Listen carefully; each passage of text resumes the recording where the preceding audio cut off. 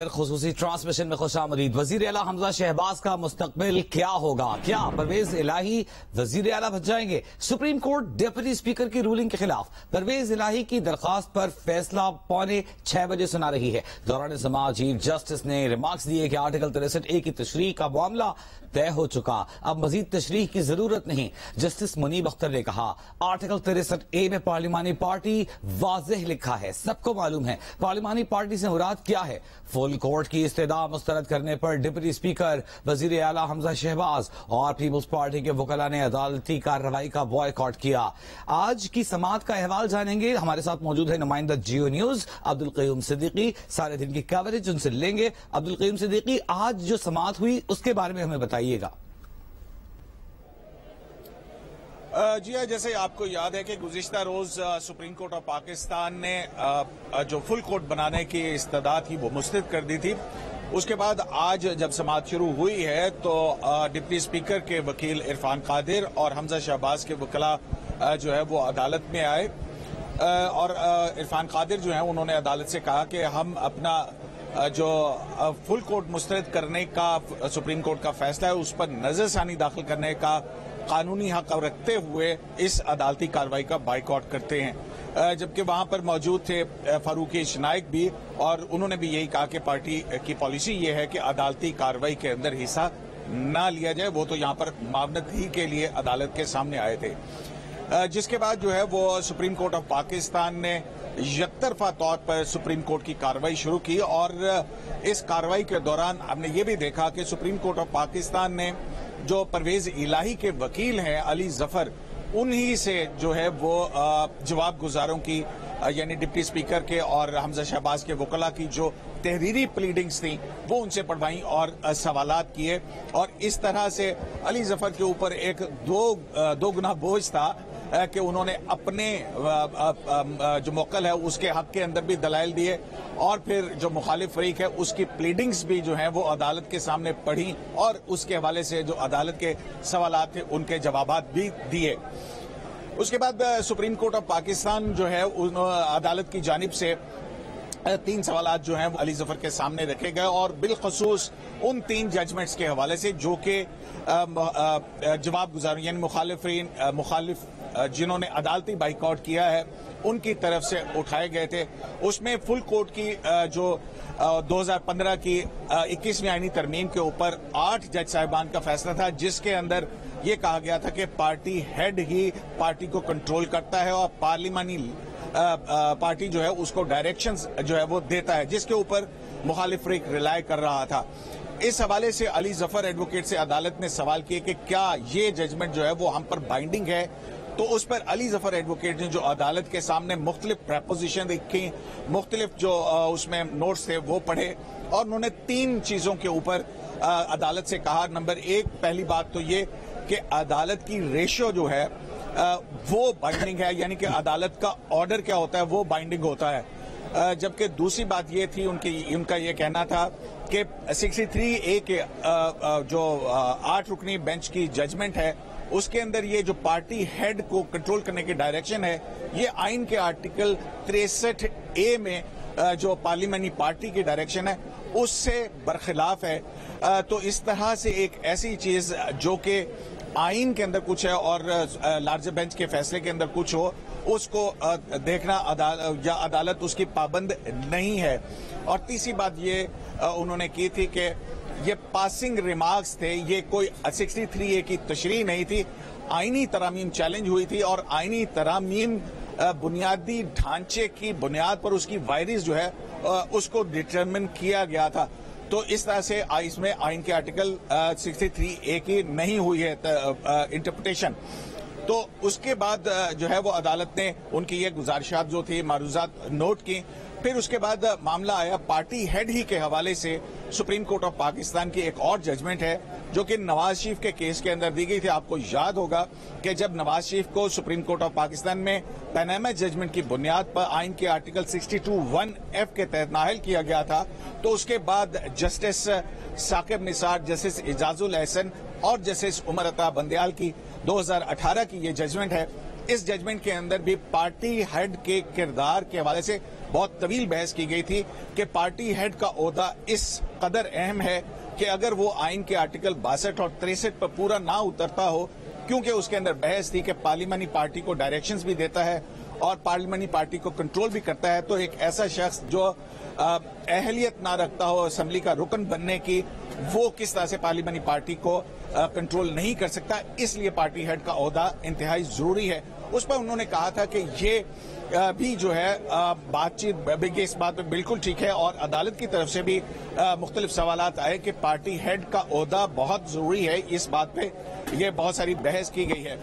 इस पे भी इसके बाद फिर जो है वो अली जफर ने जब अपने दलाइल मुकम्मल किया, उनका ये कहना था कि आइन की तशरीह 63A की अदालत ने कर दी है, जिसके अंदर पार्लियामानी पार्टी की डायरेक्शन होना जरूरी है और उसके बरक्स अगर कोई रुकन पार्लियामेंट जो है वो वोट देगा तो फिर उसके खिलाफ डिक्लेरेशन की कार्रवाई जो है वो पार्टी हेड का इख्तियार है।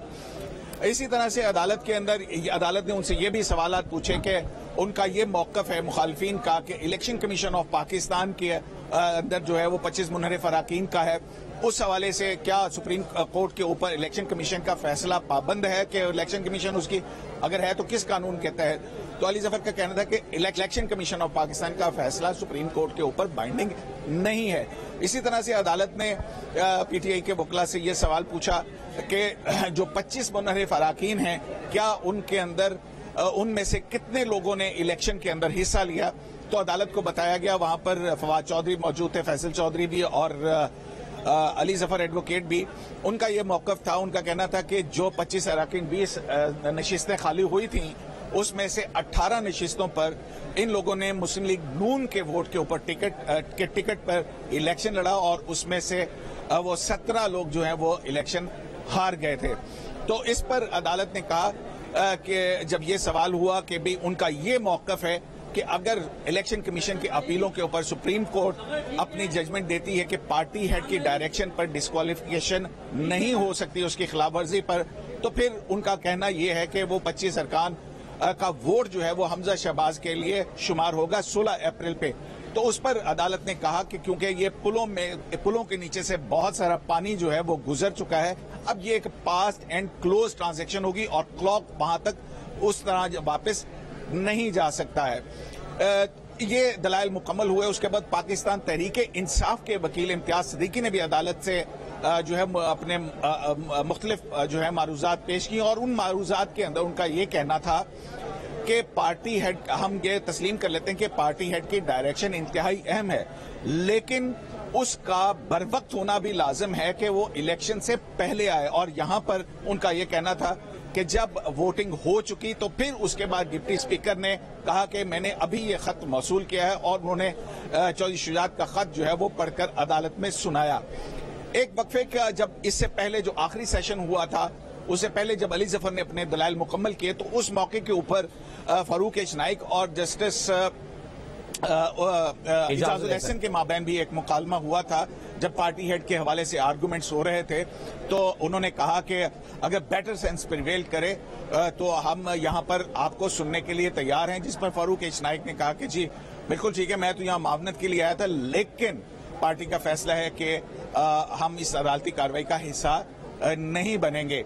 आज की समाअत के दौरान एक मरतबा ऐसा मौका भी आया जब चौधरी शुजात के वकील सलाहुद्दीन जो हैं वो भी करके जा रहे थे अदालती कार्रवाई का बाइकॉट, तो अदालत ने उनको रोका और उस पर चीफ जस्टिस ऑफ पाकिस्तान ने कहा कि 8 रुकनी बेंच के हवाले से जो उनकी राय है, अगर वो अदालत इस पर कन्विंस करते हैं कि वो उसके बुनियाद पर उनको उठ जाना चाहिए तो वो उठने के लिए तैयार हैं, लेकिन उसके लिए उन्हें कन्विंस करना जो है वो बहुत जरूरी होगा। तहम ये सारी कार्रवाई हुई और फिर उसके बाद जो आखिरी सेशन था सुप्रीम कोर्ट ऑफ पाकिस्तान का, नईम ये बताइएगा जब चीफ जस्टिस उमर अता बंदियाल ने ये पेशकश की कि 2015 का फुल कोर्ट का जो फैसला है उस पर चूंकि 8 रुकनी बेंच में शामिल थे, जो 8 रुकनी बेंच जिसने इख्तिलाफ किया था उसमें जस्टिस उमर अता बंदियाल के दस्तखत भी थे, उन्होंने कहा अगर आप हमें कन्विंस करते हैं तो हम रिक्यूज कर लेंगे। इस पर बैरिस्टर सलाहुद्दीन ने कोई जवाब दिया या कोई मुकालमा हुआ या दलाइल पेश किए? नहीं, ये इसी पर जो है वो हुआ था और उसमें फिर मैंने आपको बताया ना कि उस हवाले से जो अली जफर के आर्गूमेंट्स थे और फिर उन्होंने कहा कि जस्टिस उमर रजा बदनैल ने खुद भी ये कहा कि जो आइन की तशरीह है इस हवाले से ये एक ये नुकता 63A का जो सदाती रेफरेंस था उसमें हमारे सामने नहीं आया, किसी ने उस हवाले से मावनत नहीं की थी और इवन यहां तक उन्होंने तस्लीम किया कि जो सुप्रीम कोर्ट का रिसर्च और हेड था उसमें भी ये जजमेंट जो है वो इग्नोर हुई थी।